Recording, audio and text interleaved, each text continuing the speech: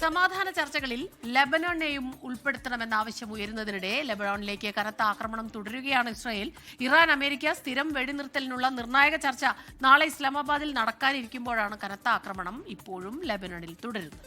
അതിനിടെ ഹോർമുസ് കടലിടുക്കിൽ കപ്പലുകൾക്കായി IRGC പുതിയ റൂട്ട് മാപ്പ് പുറത്തിറക്കി.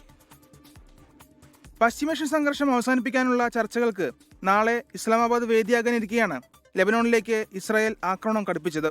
വെടിനിർത്തൽ കരാറിൽ ലെബനോൺ ഉൾപ്പെട്ടിട്ടില്ലെന്നാണ് അമേരിക്കയുടെയും ഇസ്രായേലിന്റെയും വാദം. എന്നാൽ ലെബനോണിൽ ഇസ്രായേൽ നടത്തുന്ന ആക്രമണം നഗ്നമായ വെടിനിർത്തൽ ലംഘനമാണെന്ന് ഇറാൻ പ്രസിഡന്റ് മസൂദ് പെസഷ്കിയാൻ വിമർശിച്ചു. വെടിനിർത്തൽ ചർച്ചകളിൽ ലെബനോണിന്റെ കാര്യം കൂടി പരിഗണിക്കണമെന്നാണ് ലെബനോൺ പ്രധാനമന്ത്രി പാക് പ്രധാനമന്ത്രി ഷെഹബാസ് ഷെരീഫിനോട് ആവശ്യപ്പെട്ടിരിക്കുന്നത്. ലെബനോണിലെ ഇസ്രായേൽ ആക്രമണത്തെ അപലപിക്കുന്നതായി ഷെഹബാസ് ഷെരീഫും അറിയിച്ചു. അതിനിടെ ഹോർമുസ് കടലിടുക്കിൽ കപ്പലുകൾക്കായി പുതിയ റൂട്ട് മാപ്പ് IRGC പുറത്തിറക്കി. ഇറാൻ സ്ഥാപിച്ച മൈനുകൾ ഒഴിവാക്കാൻ സഹായിക്കുന്നതാണ് IRGCയുടെ പുതിയ മാപ്പ്. കപ്പലുകൾ ഇറാനിയൻ തീരത്തോടടുത്തുള്ള വടക്കൻ കടൽപാത ഉപയോഗിക്കണമെന്നാണ് IRGCയുടെ ആവശ്യം. ഹോർമുസ് കടലിടുക്ക് വഴി ഒരു ദിവസം 15 കപ്പലുകളിൽ കൂടുതൽ കടക്കാൻ അനുവദിക്കില്ലെന്നും ഇറാൻ വ്യക്തമാക്കി.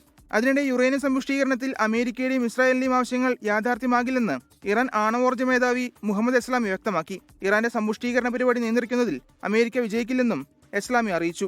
International desk 24.